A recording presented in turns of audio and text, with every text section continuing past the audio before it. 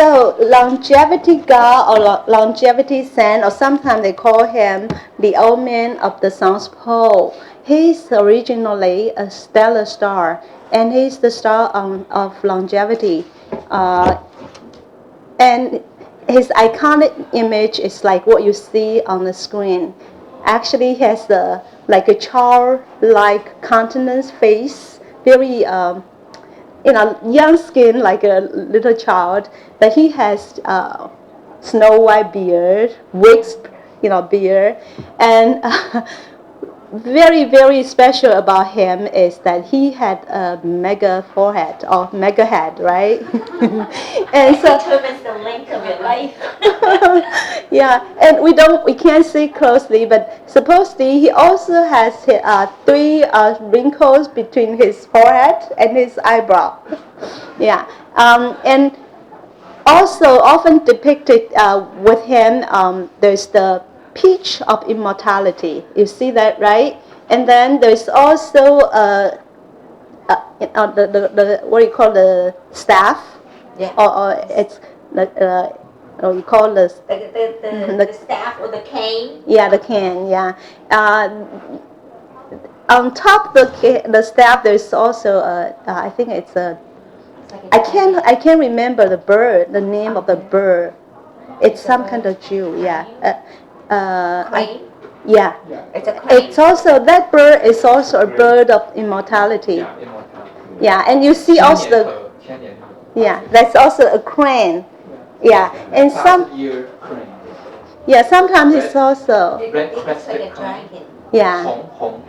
Yeah. 丹顶鹤, yeah. Japanese mythology, not in Chinese mythology, they say that's a 1,000-year crane, right? 红的，它有一个红的。 Yes, yeah. So called red crown crane. Oh, red crown. Yeah, 丹顶鹤.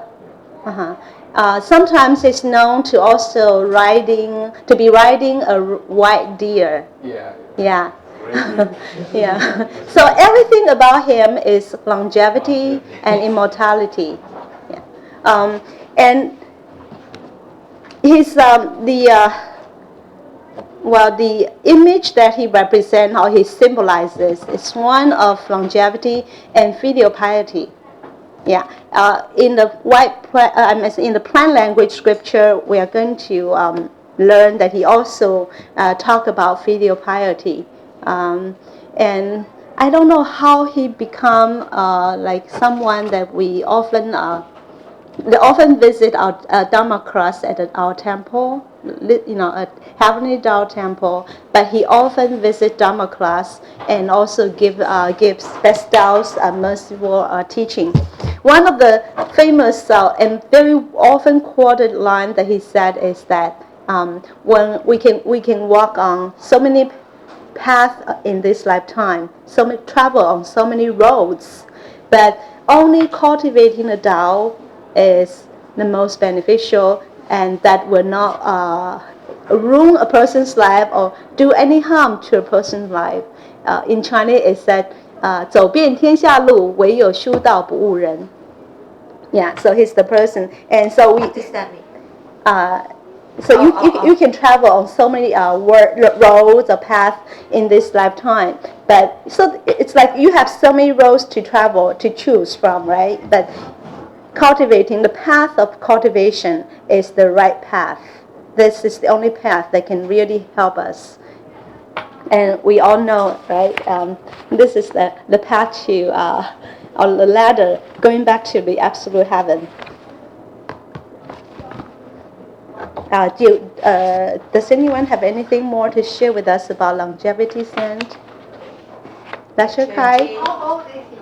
Huh? How old? Oh yeah, there's one important thing I forgot to mention. You don't have an age. He was pregnant in his mother's womb for, guess how long? No, 9 years. 9 years. Instead of 8 months. And actually, 9 months is 9 years. Yeah. Well, there's a story, but I'm not going to share the entirety of the story. I think the mother was looking at the sky and saw the star in that constellation, And somehow the star disappeared. And the next thing she found, she was pregnant. Yeah. And So pregnancy is not from the normal conceiving. It's yeah. from heaven. Yeah. Actually, Just like Jesus. some metaphoric.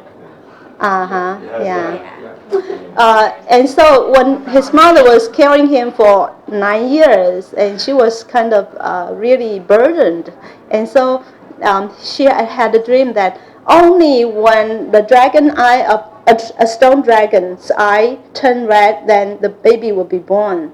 And so the neighbor gave him an idea. Why don't you just paint the stone dragon eyes red? And so that's what he did. His father did. And he was born. And he was born with a bald head. And he was born with a bald head? Yeah, and like the skin like a baby. White. Was he born, or does he have the image of an old man or a baby? Face like a baby, but he has white hair, white mustache and white beard. Unusual. Yeah. Right? You like Yeah. that, right? He likes that story. Yeah, and so sometimes in Chinese New Year, people like to put out what you call the couplet. No, it's that fu. Yeah. What is that term? Usually in Chinese New Year we put a lot of like phrases or couplets. Yeah. A New Year couplet. Yeah, just for good luck. Yes, for Bringing good good fortune. Yeah, and he is one of the three. One is longevity, the other is fortune, and another one is like official, fuluso. Yeah, for status. Yeah, like For status. yeah, like if you have that. Your hope. If you have that God bestow something on you, then you will become like government official. Official. Yeah. Okay. I'm sorry, can you please pass around? This is a preliminary translation, so I'd like you, senior lecturers and all of you, to help make it We don't have any perfected. understand either.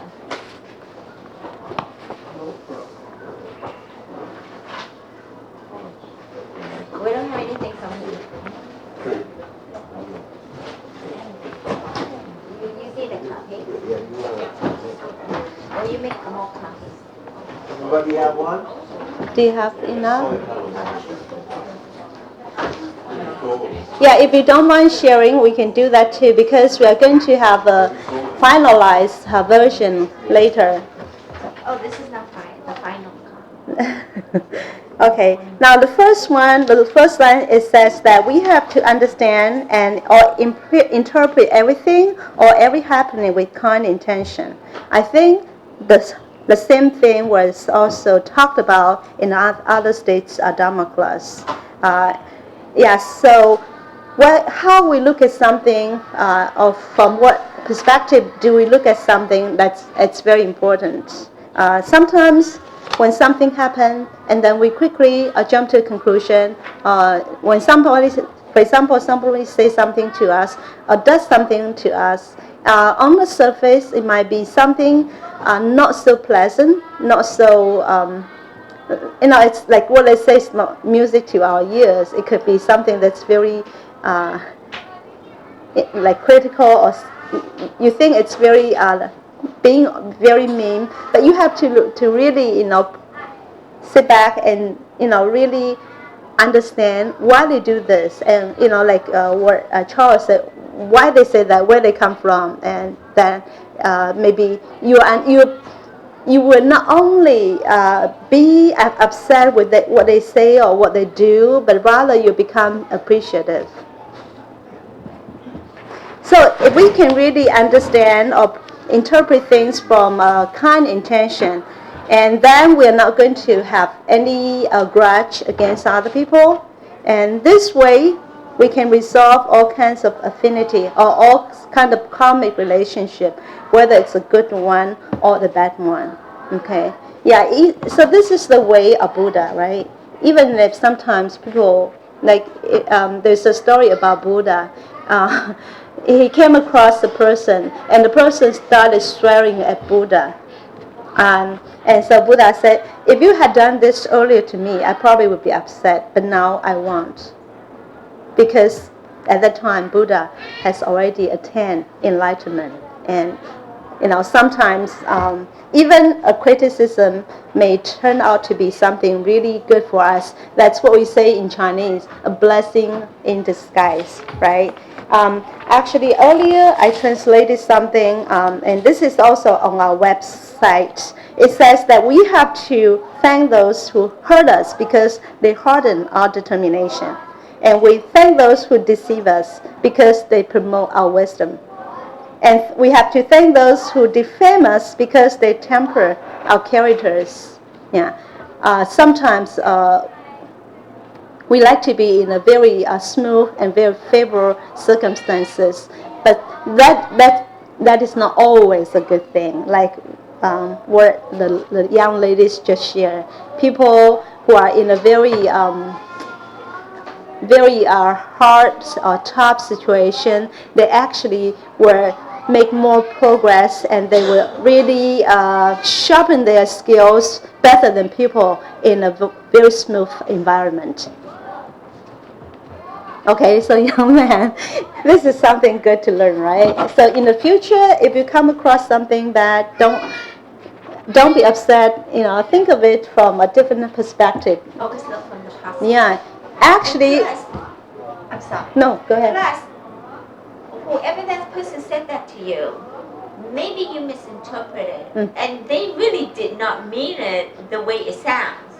Okay, so a lot of people have listening problem, and some people have speaking problem. So we have to, excuse. Mm-hmm. Thank you. Yeah. But on the other hand, we also have to be very careful when we are dealing with people. Sometimes we may not mean something, but our face or the tone we speak might give people a wrong impression, and this might really spoil something or spoil the relationship. So always be careful. Especially to our family members. Yeah. Out of habit, because we're so close to them. Okay, whatever they say, we immediately snap at them. We're gonna try to change our ways and our tones. Okay.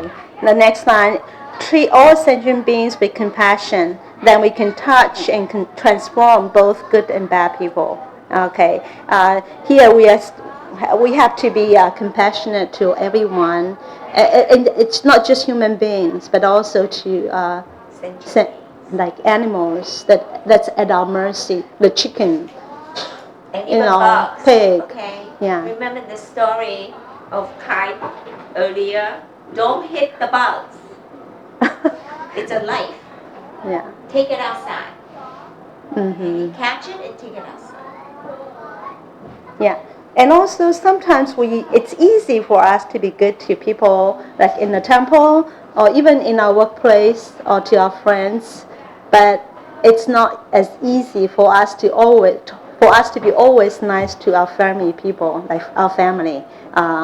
We kind of take them for granted. Okay.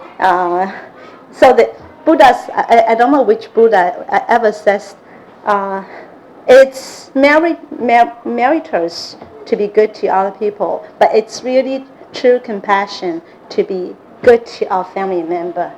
Yeah.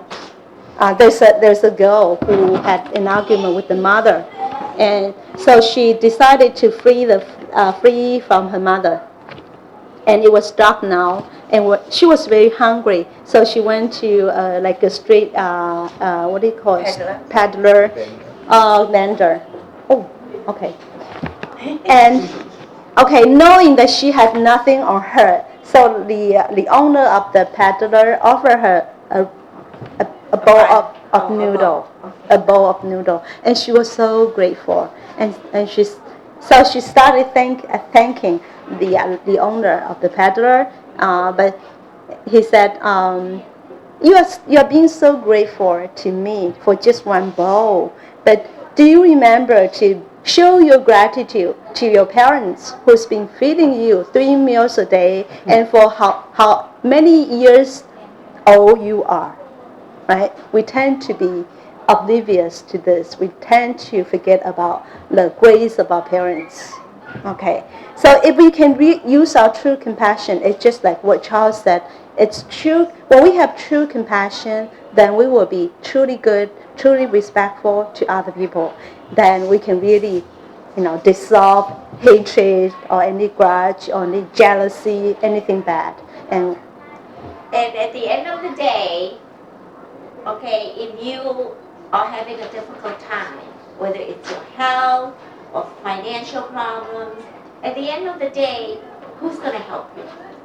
Nobody but our own family. Think about The it. one that is closest to you. Exactly. Okay, the one we have been so mean to. They're the only ones that's going to help us, not our friends, not strangers in the world. Our own family. Yeah. One more thing. When you call upon a family member for assistance, maybe you're sick, you need help, you are actually calling upon God to help you Yes. through that person. But if you're walking on the street and you stump your toe on the sidewalk on a piece of cement or something, what's the first thing comes out your mouth?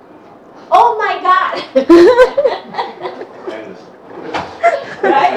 That's what I would say, right? Oh my God! even though you're not conscious of the fact, your spirit, your soul knows the Father, and it sought help from something that is above. Yes. Even you're not aware of it. Your mind knows it. Yes. So be kind and good to our family members. Right, yeah. So for a country to be able to, in a war situation, for a company to be able to win a war, it has to be a united country, right? And we just bring that to our family. It's that we want to conquer other, but we want to have a harmonious society. It really starts with a harmonious family, and that's what Buddhism sense always emphasize. If your family is not in harmony, you cannot be in harmony with anybody. Everything comes from the family. Yeah, it comes from you also. Yes. You have to project that. Yes. Yeah. Okay. He is so wise. Okay. Hopefully, we only have 2 minutes left.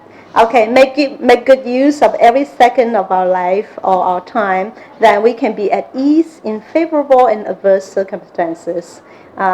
So to make good use of our time, it means that we really spend the time wisely. We spend time learning the truth or learning knowledge or learning the skills to survive and to grow in the society. And then whatever comes, whether it's challenges, crisis, then we can always use our experience or the expertise that we acquire through learning to overcome that. And now that we are in the Tao, we know we really need to bring out our Buddha nature. We need to cultivate well to bring out our Buddha nature. And if we can really fall back on our Buddha nature, really there's nothing that we cannot overcome. We can always resolve things, and I've benefited so much from this. Using our Buddha nature and using the three treasures. And remember, sometimes situations may be very tough. At this time, we just calm down and try to think that we have this almighty, this very full of wisdom, Buddha nature, and if we kind of lower our profile, we try to be friendly to people. We try to sometimes take the responsibility or take the accusation, and then try to smooth the relationship to pacify the others. Then we can always you know change the situation for the better. Now here, Buddhas and Zen always encourage us to really make good use of our time. I have heard people that they would do a lot of shopping or even window shopping or go to play games and things like that because they have nothing to do. And I think for us who are cultivating here, who are helping with the Tao, when we have a goal that we know we have all action plan of action that we have to do this and do that. There are so many things we have to do in order for us to accomplish our goal, our mission in this lifetime. Then we really would not have any, we call. We would be always find We won't have any regrets. And we are always very tight with time, right? Never have enough time to do what we have to do. Yes. Yeah, so the very important thing is that we have to set up the proper goal, okay? And when we have the goal, then we always have, our plan of action, and then we know how to manage, how to allocate our time. Okay, I think time's up. We'll continue next week. Thank you so much. If I say anything wrong, I ask for forgiveness of Buddhas and saints, and I also ask for your correction later on. Thanks.